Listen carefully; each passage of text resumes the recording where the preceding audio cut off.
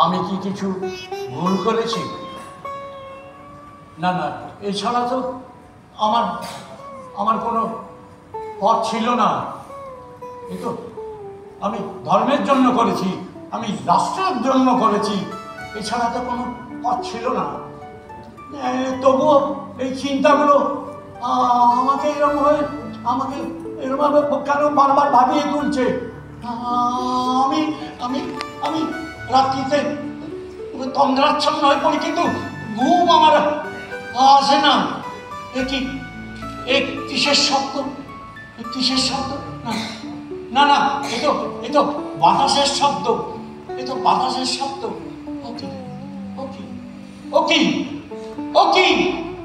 ওকে দানা রক্তাক্ত শির, মুরাদের কলঙ্ক, সুজা রক্তাক্ত দেহ, ওরা আমাকে ঘিরে রয়েছে। ওই যারা রক্তাক্ত শির আমার দিকে তাকিয়ে আসে, মুরাদের কলঙ্ক আমার দিকে ফাল ফাল করেছে আছে, সুজা রক্তাক্ত দেহ আমাকে ঘিরে যাচ্ছে। যাও তোমরা, আমি তোমাকে বিশ্বাস করি না।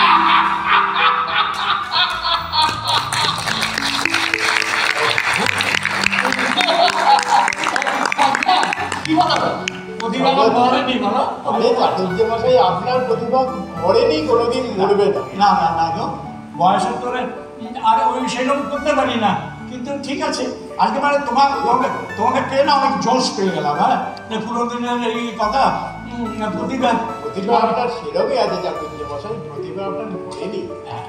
প্রতিভার কথাতে আমার মনে পড়ে গেল জীবনের একটি বিরলতম ঘটনার কথা, ব্যক্তিগত কথা তোমার সঙ্গে এবার তোমাকে বলি। হ্যাঁ, আমার নাটক দেখে না একটি মেয়ে প্রেমে পড়ল, ফর্সা সুন্দরী ছিপছিপে বড় লোকের মেয়ে।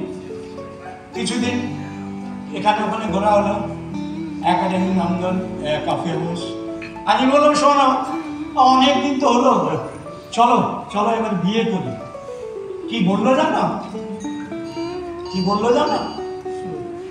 বললো হ্যাঁ, বিয়ে আমি তোমাকে করতেই পারি, তোমাকে কিন্তু থিয়েটার ছেড়ে দিতে হবে।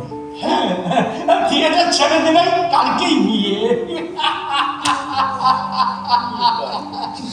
বড় লোকের সুন্দরী মেয়ে এই নাটকের লোকের সঙ্গে মানে গুরুগুরু করতে পারে, প্রেম করতে পারে, কিন্তু বিয়ে আমার চোখ খুলে গেল। যারা বলে নাট্যাভিনয় একটা পবিত্র শিল্প, সেই পবিত্রতার নামাবলীটা পুরো খুলে গেল। আর কি তারপর যত সব আজে বাজে নাটকে উল্টো পাল্টা চরিত্র অভিনয় করতে লাগলাম। আর লোকে বলল এই রজনী চ্যাটার্জির জন্যই না এই আজকালকার ছোঁড়াগুলো বদলাই গেছে। কিন্তু যখনই আমি কোনো নাটক করি, ওই দেখতে এসে বলে আরে কি অ্যাক্টিং, হ্যাঁ কি অ্যাক্টিং, কি প্রতিভা। গানটা করেছে তার প্রতিভা, নিকুচি করেছে তার প্রতিভা। হ্যাঁ, কিচ্ছু নয়। আস্তে আস্তে বয়স বাড়লো, থিয়েটারের দেয়ালে দেয়ালে কার অদৃশ্য হাত কালো অঙ্গারে লিখে দিয়ে গেল কালো কালো অক্ষরে বেয়াদ ওর প্রাক্তন অভিনেতা রজনী চ্যাটার্জির মৃত্যুর অবসন্ন। হ্যাঁ, আর প্রতিভা বলছো, জীবনের শেষ সময় ওই ছুঁড়ে ফেলে দিল ওই মজলিসি গল্পের রাস্তা তুলে। জানো তো এই হচ্ছে ব্যাপার। না এই কথাগুলো ছাড়ো, এবার একটু অন্য প্রসঙ্গে আসা যায়। ওই যে আমি গ্রুপ থিয়েটারে অনেক পয়সা টানাটানি হলো, তখন আমি সেই যাত্রা দলে জয়েন করলাম। মনে আছে সেই রাবণ পালায় কোন গ্রামে করতে গেছিলাম, মনে আছে তোমাকে? হ্যাঁ, সেই তো বর্ধমানের একটা গ্রাম। হ্যাঁ, ওই রাবণের সেই অমবাণী কি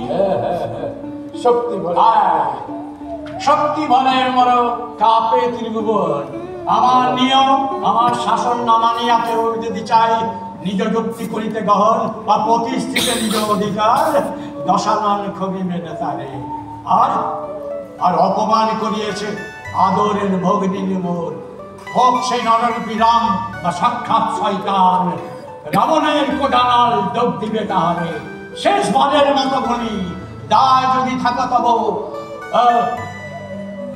জাতি কুল জননীর প্রতি সম্মত হইবে তুমি আমার প্রস্তাবে, নইলে তার জমি থাকবে না, তার মাতৃপিঠে থাকবে না। সেসব কি সব মজার দিন ছিল বলো। মনে আছে সেই হ্যাঁ। গ্রামের দিকে হ্যাঁ। ছেলেগুলো হ্যাঁ। কিছু বদমাইশ ছেলে ছিল, খুব খুব পেছনে কমল ছিল।